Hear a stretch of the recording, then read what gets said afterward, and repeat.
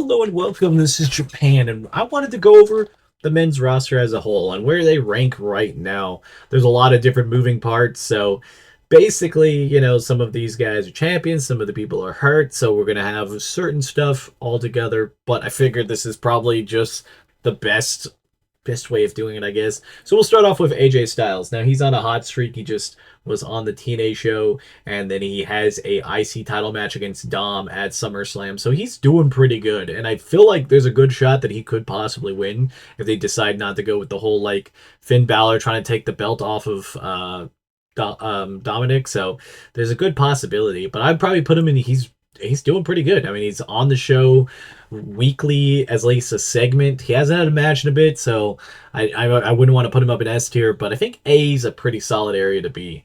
Tozawa, after getting destroyed by Rusev, we haven't really seen him, so I'm gonna have to put him down in D. Unfortunately, the power of Tozawa is just not here. Aleister Black, he's kind of in a feud with Damian Priest, and I think that is gonna maybe get us a tag match at not a well, I was gonna say tag match, a match at SummerSlam, a possible tag match with R-Truth being with Damian Priest and Alistair maybe being with Carmelo Hayes. I think that would actually be the best case to get more men on the card. But he's consistently on SmackDown, but he's not really hovering around any titles. So I'll probably put him in B. Like that's a good spot to be. I think B and above is a good spot to be on the roster. Anything below that is in a little bit of danger. Then we have this would be Alex Shelley. Yeah, I'm trying to think of like based off of the name and where they're at. I always get him and Chris Sabin. I know they look different, but I don't really know by name looking at them. If you told me to guess, I would just have to guess. I just got lucky with the name thing. Obviously, they're in that tag division that is super stacked in SmackDown, so I'm gonna put them in B because they're shown regularly. I'll put both of them there. It's a good spot to be in, but they obviously haven't had any success in a bit of at least getting title gold. I think they just need to have some of these tag teams go against each other in like other areas, like not always going for the title, so they can at least get some momentum with wins and stuff. And I think, we'll do it. They'll get that. Next up is Andrade. I mean, he's in a tag team with Ray Phoenix. He's been on TV a lot better. He had a spot in Money in the Bank. He's doing a lot better than a lot of superstars. I'll put him up in A.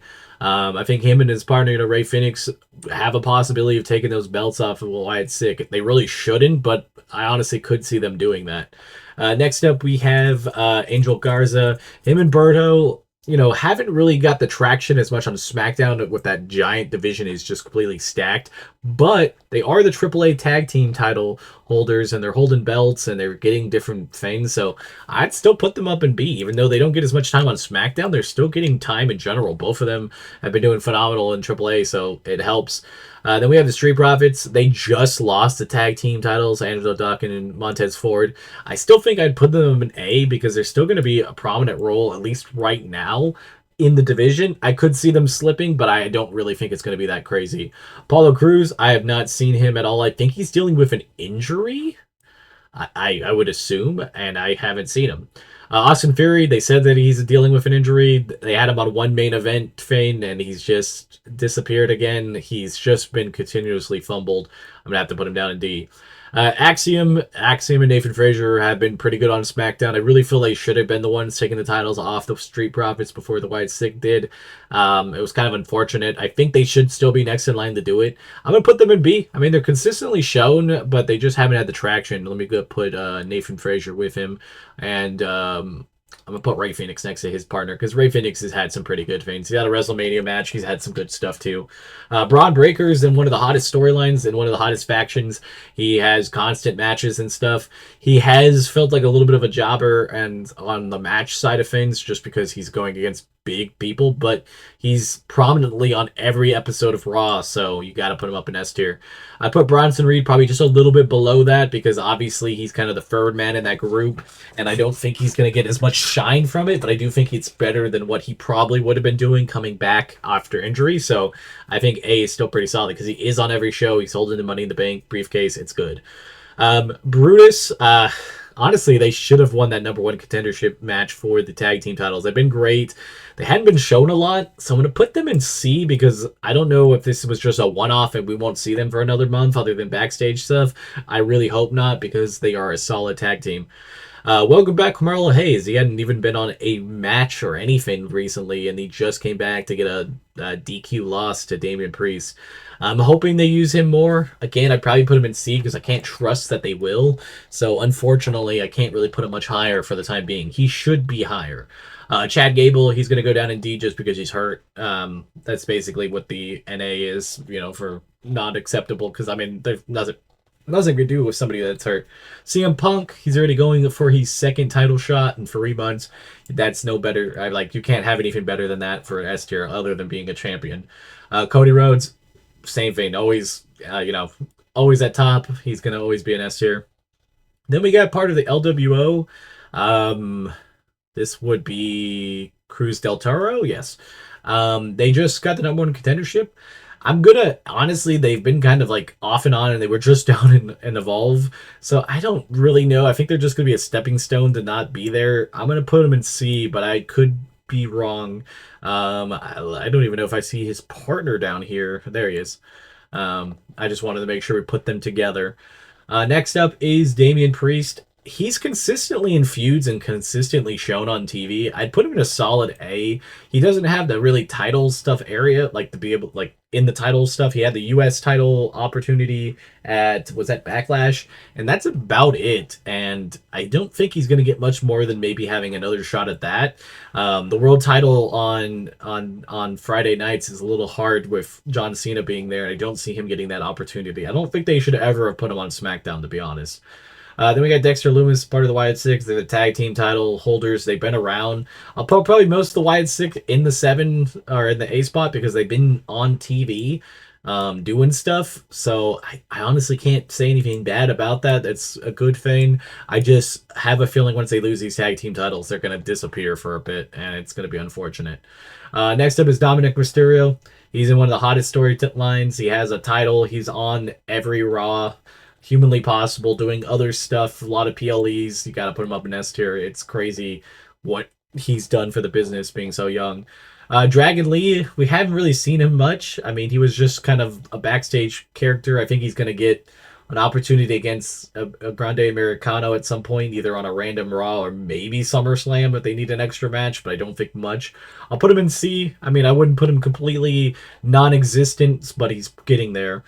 Drew McIntyre, he's kind of in a throwaway feud here with Jelly Roll and his partner Logan Paul. I mean, it's screen time, so I put him up in B because he's always been around that. He had an injury that he was coming back from, but he's nowhere near any type of title right now, so I can't put him much higher.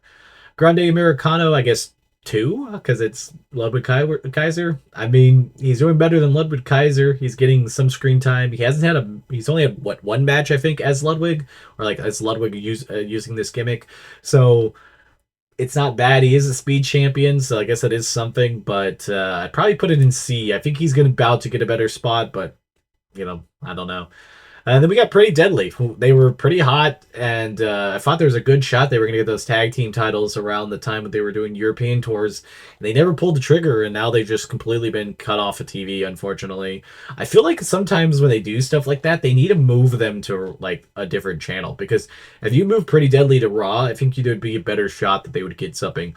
Or get rid of one of these tag teams and let them go down to NXT and develop some talent and maybe even take out Hank and Tank.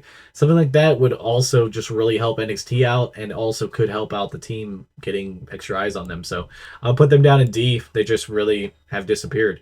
Viking Raiders are kind of similar. I hate to put them down in D, but we haven't really seen them, and it's kind of rough. I mean, they should have been in this match on the number one contenders match. They should have just been in there. I don't know why they didn't add them. It wouldn't have really, I think, changed much, and they should have got that opportunity. So I'm going to put them down in D for the time being. It's kind of unfortunate. Then we got Finn Balor, and I'll just basically put JD McDonough with them. They're, again, hottest faction, most screen time they're going to get. Tag team champs, everything screams A. And Finn Balor's actually, rebounded pretty good from being Finn Balor. Grayson Waller has been non-existent. I'd put him down in D, even though he's gotten a little bit of screen time. And it looks like he might be joining the New Day or helping the New Day. I don't know I don't think they know what to do with Grayson Waller, and they just kind of silently broke up A Town Down Under off screen, which is just kind of dumb because we could have got a good feud out of that. Gunther, world champion, has had multiple main events, big shows, obviously S tier. Ilya Dragunov is still hurt, so I'm gonna have to put him down there. Jacob Fatu is that solid A. He just became off of being a U.S. champion. He's in a great storyline with the My Family Tree or whatever that Solo has, and there's I think a lot coming from that could almost make it to War Games, and obviously has a rematch against Solo, so that puts him already really high up there. They have another good match. JC Mateo, he had a couple matches there in the beginning, and now he's kind of like back as like a faction member. He does get pretty decent screen time, so I'll probably put him in B. Jey Uso, I'm gonna put him in A. I feel like he's just kind of lost right now. I don't think they know what to do with him. I think he's gonna team up with Roman at SummerSlam, so at least we'll give him something. But I don't know what you do with Jay after that. Jimmy, he's kind of working with Jacob Fatu. He gets decent screen time, gets some decent matches. I put him up in B. He's been a workhorse for that SmackDown division. He's done whatever they needed him to do, and he's kind of an underrated tool that they've been using to do stuff with. Next up is John Cena, S tier, obviously. Even though he doesn't wrestle that often or on TV that often, he is still their biggest commodity.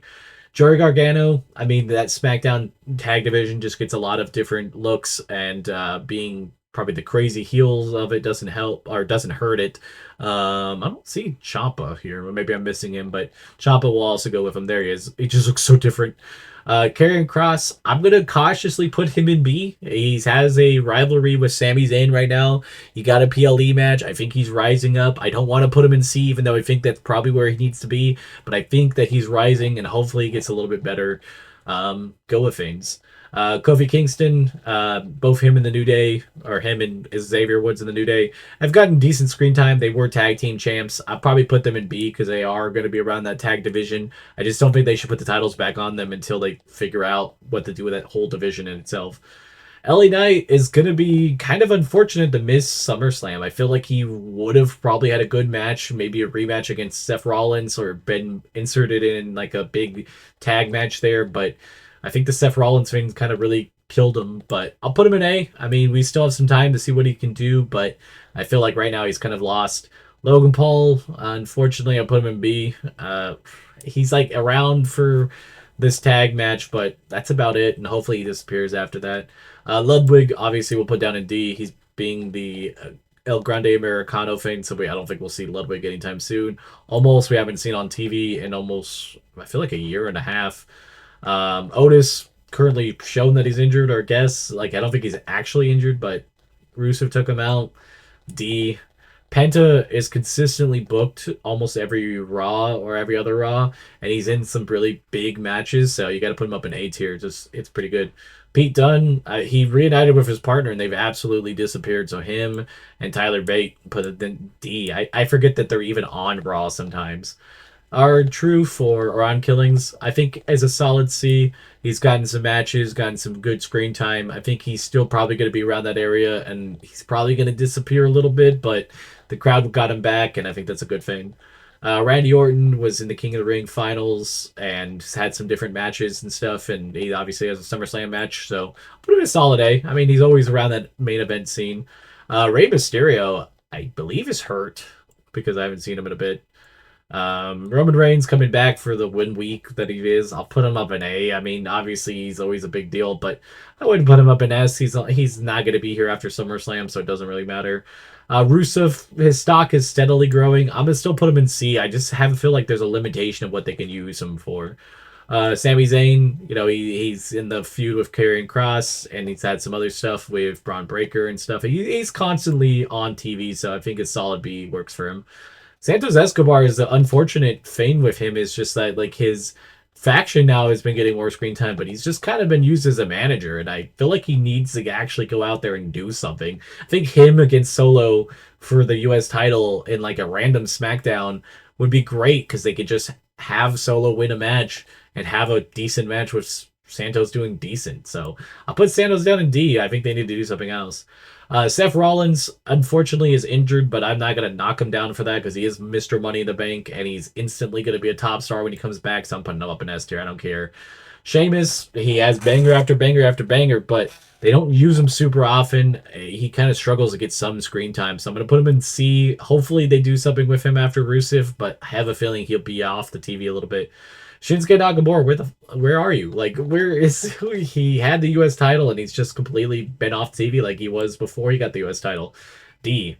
Solo Sikoa, obviously one of the bigger faction. It deserves to be pretty high. U.S. champion. Got to put him up in A. His other faction member that he just brought in, I'll put in C because is it Tali Tonga? Like, there's still going to be some time. Tama Tonga's hurt. Tonga Loa's back, so I'll put him in C. And The Miz, I'll put down in D because he has not been on TV. I think he's filming American Gladiator. But yeah, that's my roster of how is everybody doing right now. Tell me what you guys think. Tell me if I missed something. I'm pretty accurate. The A and B could obviously some of the stuff change, but I think that's kind of where we're looking at it, and I think it's pretty accurate. So I'll see you guys in the next one. Bye, guys.